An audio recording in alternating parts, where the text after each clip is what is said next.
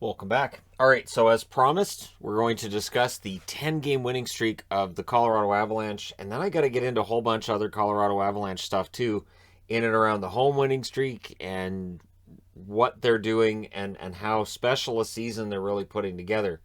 Their current record is 32-8-3. They have 67 points, which is a ridiculous amount. Their points percentage is 779. Again, ridiculous amount. Their goal differential, they've scored 55 more goals than they've allowed.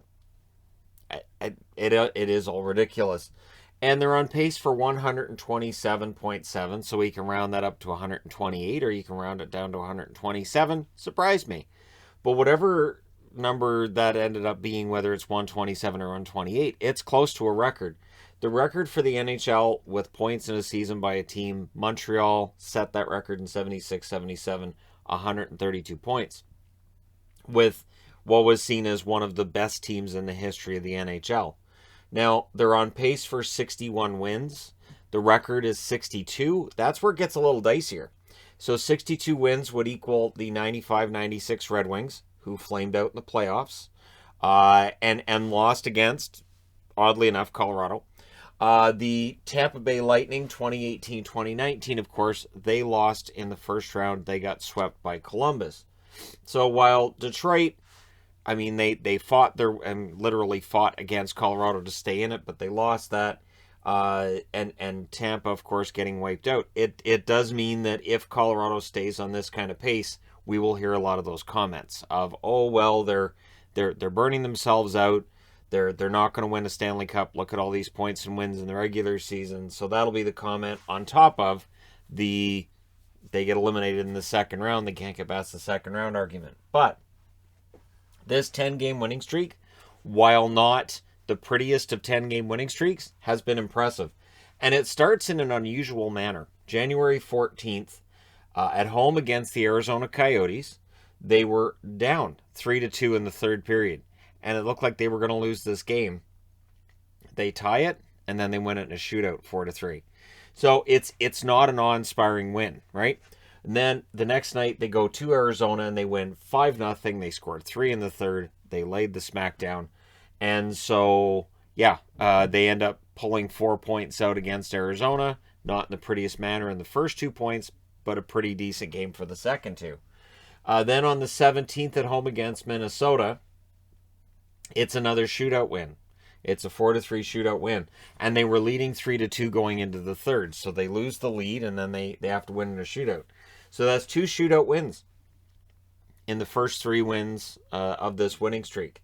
So that's where people will come in and say that it's not that impressive because then against Anaheim, they go to Anaheim, they win 2-0. Girard scored what would prove to be the game-winning goal to make it 1-0 at 18:29 of the second period. And one thing with Colorado, they're very good at holding the lead.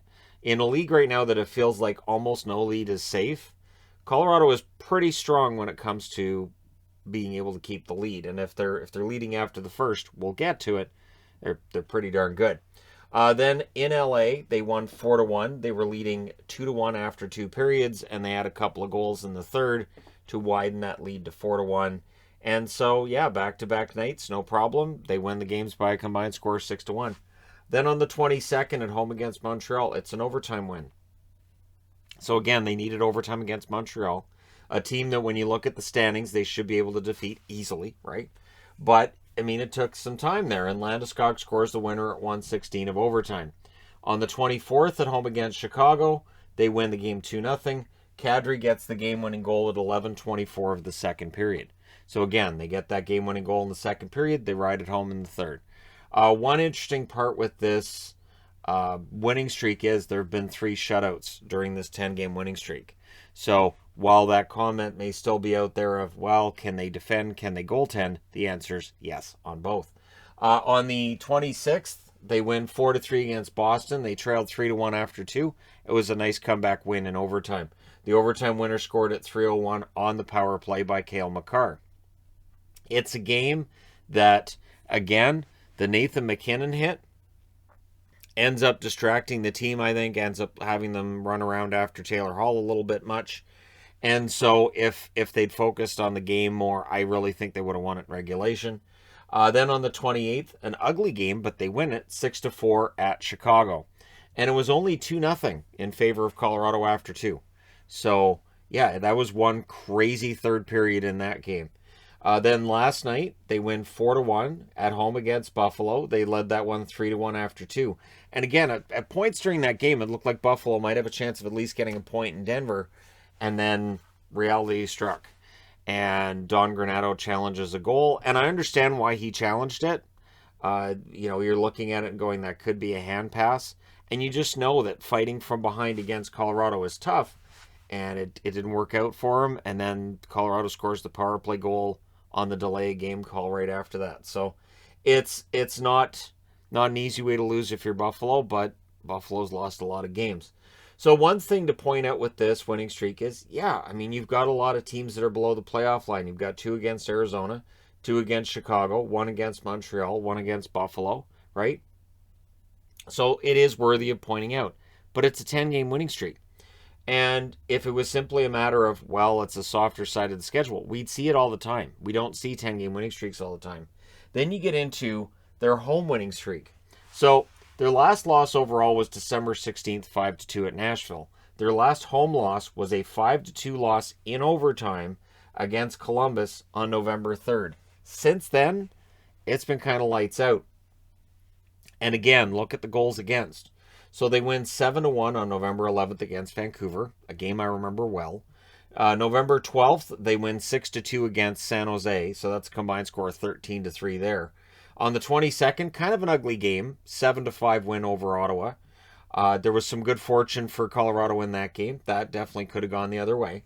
Then on the 24th of November, they beat Anaheim 5-2. 27th, they beat Nashville 6-2. So they're running up the score, and the goals against is staying pretty low. On December 10th, so they had some games on the road, and then they come back December 10th. They win 7-3 over Detroit. On the 12th, they beat Florida 3-2. On the 14th, they beat the Rangers 4-2. So these are good teams coming in and Colorado beating them. And then against Anaheim on January 2nd, they win 4-2. January 6th, they beat Winnipeg 7-1. That was an ugly one too. On the 8th, this is an overtime win for them against Toronto 5-4. So a big win there, the 5-4 win. Again, much like the Boston game, one of those ones that they might have been able to win in regulation, if not for some issues they had during the game that gave Toronto the lead and whatnot.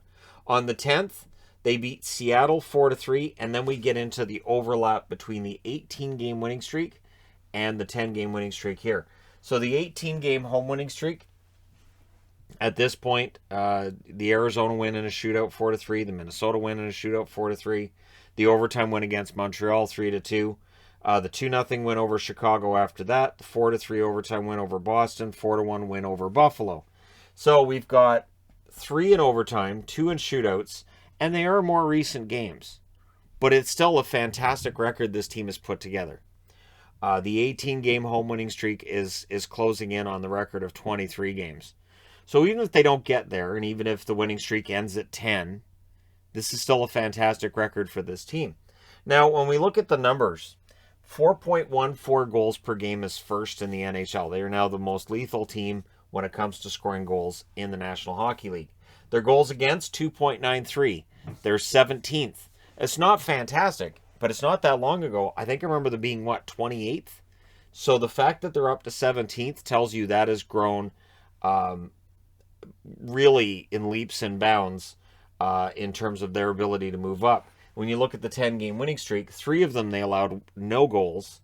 2 of them they allowed 1 goal. So they are definitely bringing that down. Now, their power play is 5th in the NHL at 25.6%. Their penalty kill, still needing some work, 24th overall at 76.3%. But that's the one stat that seems to be not necessarily in their favor. Their shots per game, they're 5th in the NHL at 34.9. Shots against, they're 14th at 31. So my guess is you bring your shots against down, you bring your goals against down as well. Those two are normally connected to one another. If you look at each period of hockey, they're pretty lethal. It doesn't matter which period you're looking at.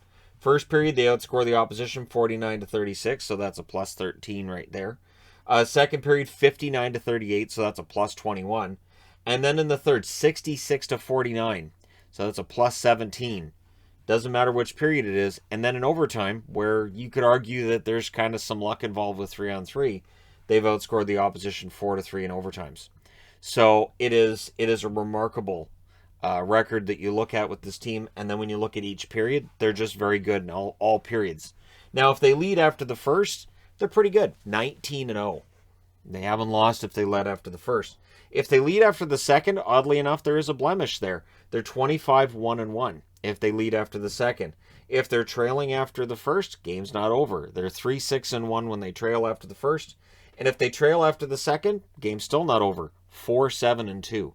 So while Florida is still the king of comebacks after two periods, Colorado's the team that, they just don't lose if they're leading after the first. Florida, I know, has an excellent record too when they're leading after the first. And it is what separates those elite teams at the top of the league from others, is that when they get the lead, man, coming back against them is not easy.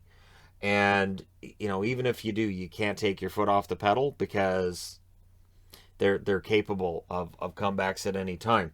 So the lethal offense, the solid goaltending they've been getting lately, their defense getting better, a lot of good young players. They're fast.